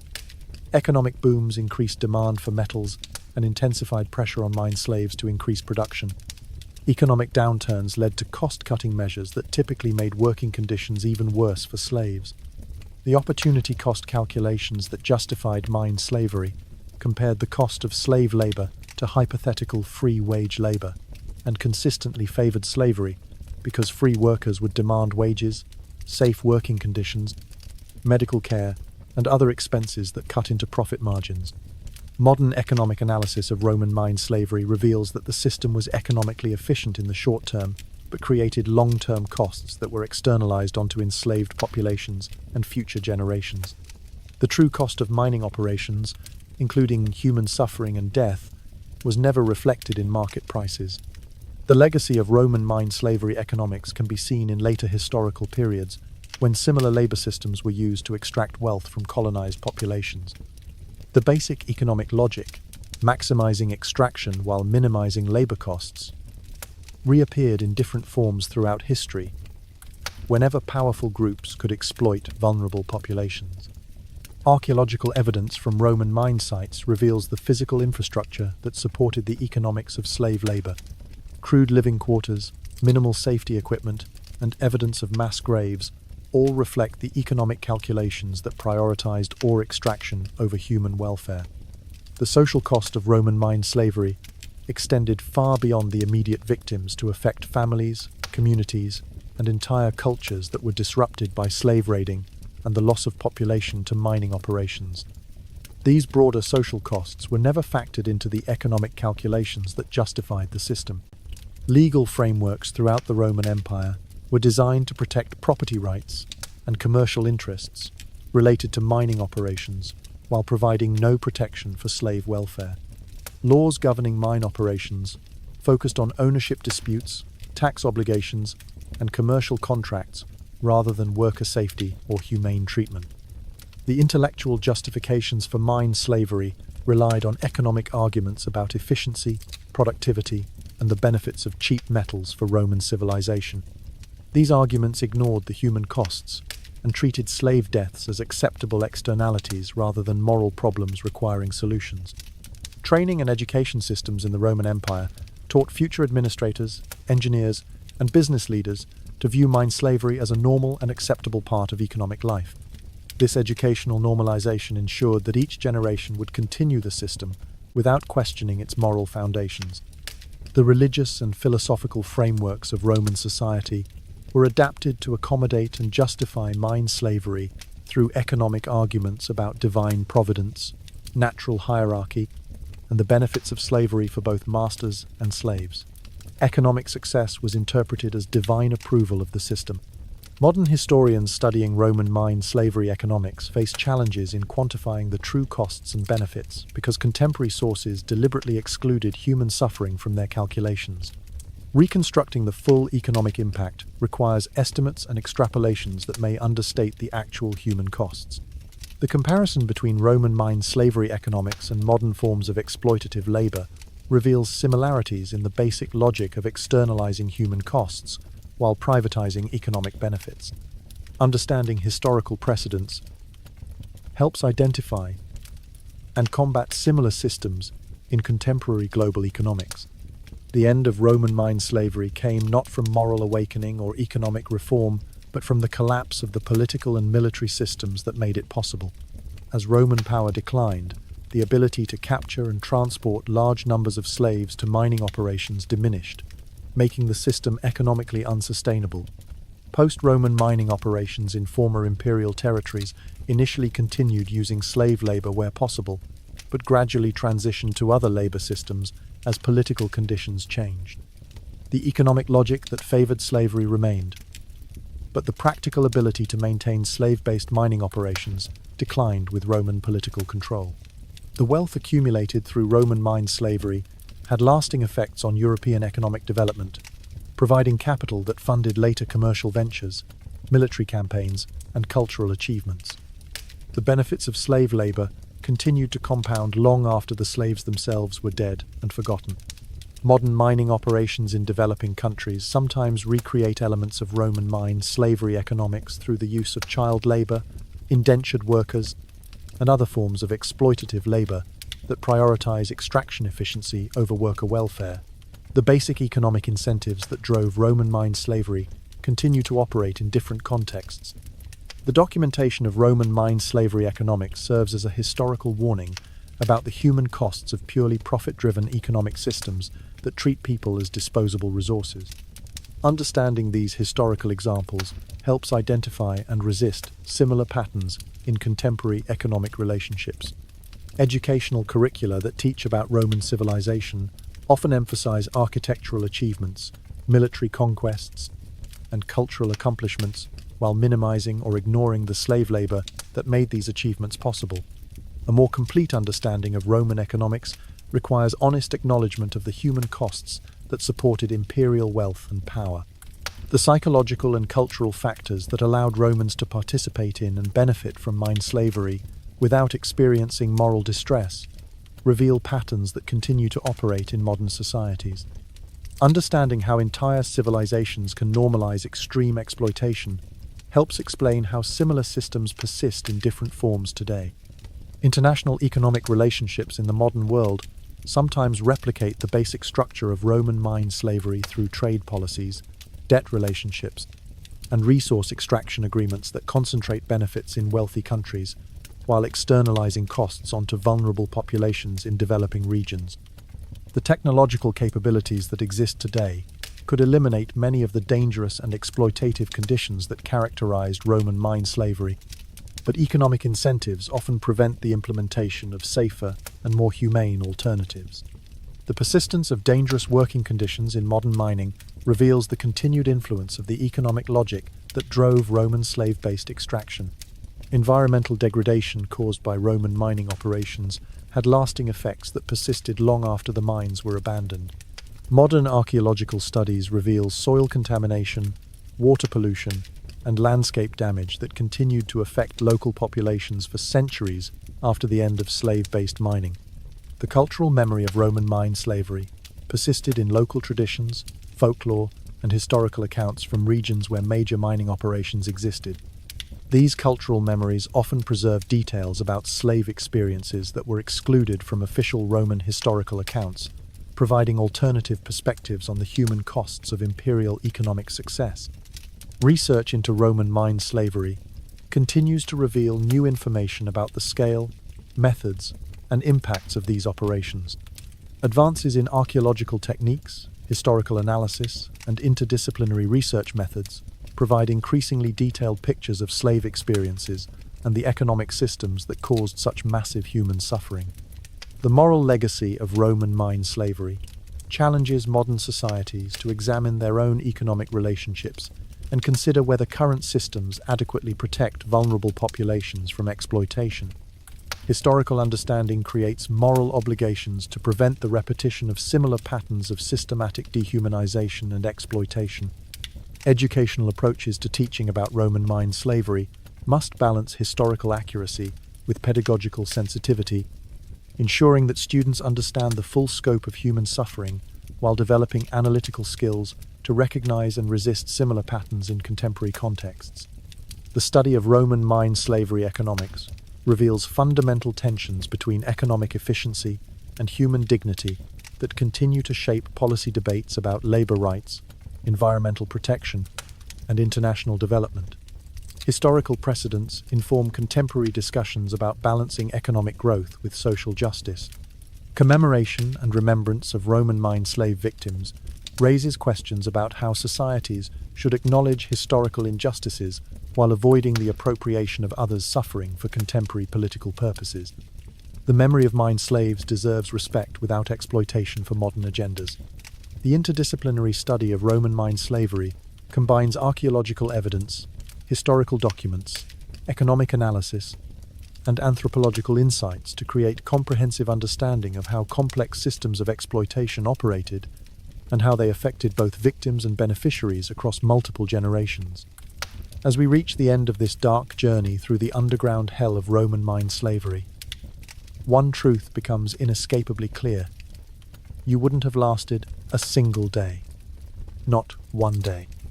The combination of physical torture, psychological horror, and absolute hopelessness would have broken you before the first shift ended. And that's not a criticism. It's simply recognition of what human beings were never meant to endure. The Roman mine slave experience represents one of history's most systematic and prolonged examples of human cruelty. It wasn't the result of ignorance, primitive technology, or cultural misunderstanding. It was a deliberate, calculated system designed to extract maximum wealth from human suffering while minimizing costs and maximizing profits.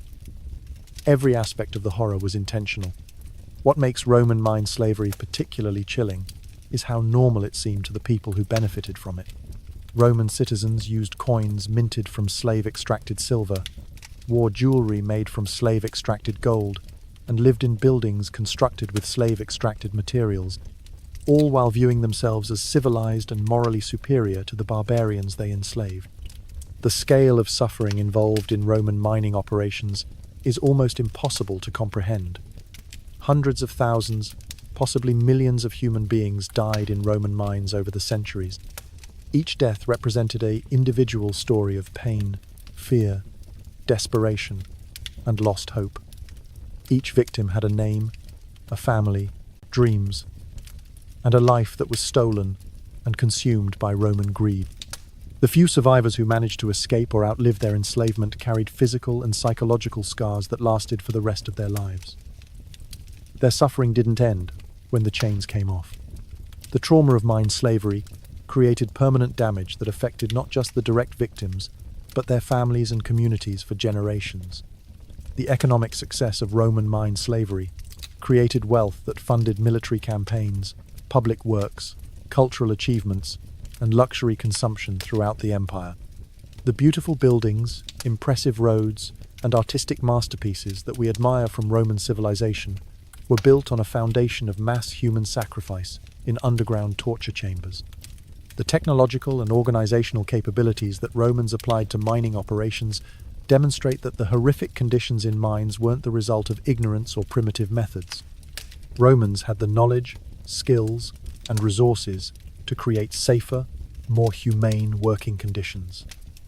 They chose not to because brutality was more profitable than mercy. The legal and social frameworks that supported mine slavery reveal how entire societies can be organized around systematic exploitation while maintaining the illusion of civilization and moral superiority.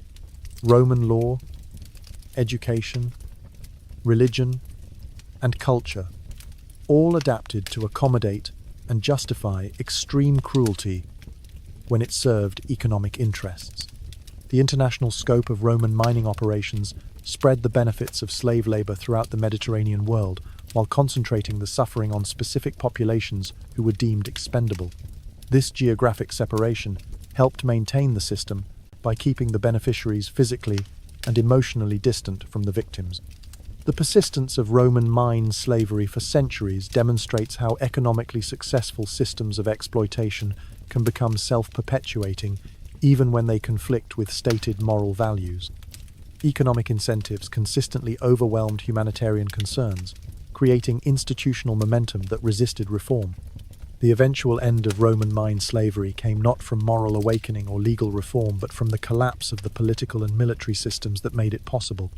This historical pattern suggests that ending exploitative systems may require fundamental changes in power, relationships, rather than gradual moral progress. The documentation and study of Roman mine slavery serves multiple purposes for modern societies.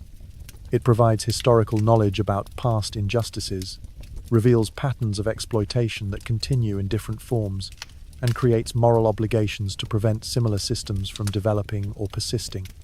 The memorial responsibility that we bear toward Roman mine slave victims includes accurate historical education, honest acknowledgement of the scope of suffering, and commitment to preventing similar exploitation in contemporary contexts. Their deaths demand remembrance and action, not just academic study. The lessons from Roman mine slavery extend beyond historical understanding to contemporary policy decisions about labor rights, environmental protection, international trade, and economic development. Understanding how past societies normalized extreme exploitation helps identify warning signs and resistance strategies for current challenges. The human capacity for both cruelty and resilience, revealed in Roman mine slavery, provides insights into fundamental aspects of human nature that remain relevant today. The same psychological and social mechanisms that enabled Roman brutality continue to operate in modern contexts, requiring vigilant resistance. The technological capabilities available today could eliminate many of the dangerous and exploitative conditions that characterized Roman mining, but economic and political factors often prevent the implementation of more humane alternatives. Progress requires not just technological advancement, but moral commitment. The global economy that connects modern societies creates both opportunities for exploitation, similar to Roman mine slavery, and possibilities for international cooperation to prevent such exploitation. Understanding historical precedents helps inform contemporary efforts to protect vulnerable populations. The educational challenge of teaching about Roman mine slavery involves balancing historical accuracy with moral sensitivity, while avoiding both sanitization and sensationalism. Students need to understand the full scope of human suffering while developing analytical tools to recognize and resist similar patterns. The research that continues to uncover new information about Roman mine slavery demonstrates the importance of ongoing historical investigation and the value of interdisciplinary approaches that combine archaeological evidence, documentary sources, and analytical methods from multiple fields. The comparative study of Roman mine slavery, alongside other historical and contemporary forms of exploitation, reveals common patterns and unique features that help refine understanding of how such systems operate and how they can be challenged effectively. The cultural and artistic representations of Roman mine slavery in literature, film, and other media carry responsibilities to portray historical suffering accurately and respectfully, while avoiding exploitation of victims' experiences for entertainment purposes. The political implications of studying Roman mine slavery include questions about historical responsibility, contemporary justice, and the relationship between economic development and human rights that continue to shape policy debates in multiple contexts. The philosophical questions raised by Roman mine slavery about human dignity, moral responsibility, and the relationship between individual suffering and collective benefit remain relevant for contemporary ethical discussions about economic systems and social organization. The spiritual and religious dimensions of Roman mine slavery involve questions about meaning, hope, and transcendence in the face of extreme suffering that have been addressed by various faith traditions and continue to challenge contemporary religious thought.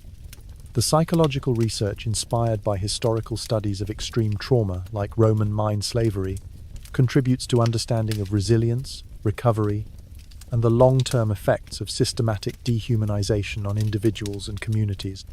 The legal scholarship that examines the frameworks that enabled Roman mine slavery provides insights into how law can either protect or enable exploitation, informing contemporary efforts to strengthen international human rights protections. The economic analysis of Roman mine slavery reveals fundamental tensions between efficiency and equity that continue to shape debates about globalization, development policy, and the relationship between economic growth and social justice. As we conclude this examination of why it sucked beyond imagination to be a Roman slave in the mines, we must confront an uncomfortable truth. The conditions that made such extreme exploitation possible haven't disappeared from the world. They've simply moved, evolved, and adapted to new contexts. The same economic logic that justified working human beings to death in Roman mines continues to operate wherever powerful interests can externalize costs onto vulnerable populations. The same psychological mechanisms that allowed Romans to benefit from extreme suffering while maintaining their sense of moral superiority continue to function in modern societies. The same institutional frameworks that normalized mass death for economic benefit continue to shape international relationships, trade policies, and development strategies. The same geographic separation that kept Roman citizens emotionally distant from mine slave suffering continues to insulate wealthy populations from the human costs of their consumption. Understanding Roman mine. Slavery isn't just an exercise in historical knowledge. It's a moral education that reveals patterns we must recognize and resist in our own time. The victims of Roman mines died not just from brutality and neglect, but from indifference and normalization of their suffering by the societies that benefited from their labor. Their deaths created obligations that extend across centuries to us. We owe them accurate memory, honest acknowledgement of the scope of their suffering, and commitment to preventing similar exploitation wherever it threatens to emerge or persist. The comfort, technology, and opportunities available to modern people are built on foundations that often include historical and contemporary exploitation that parallels Roman mine slavery in its logic, if not always in its methods.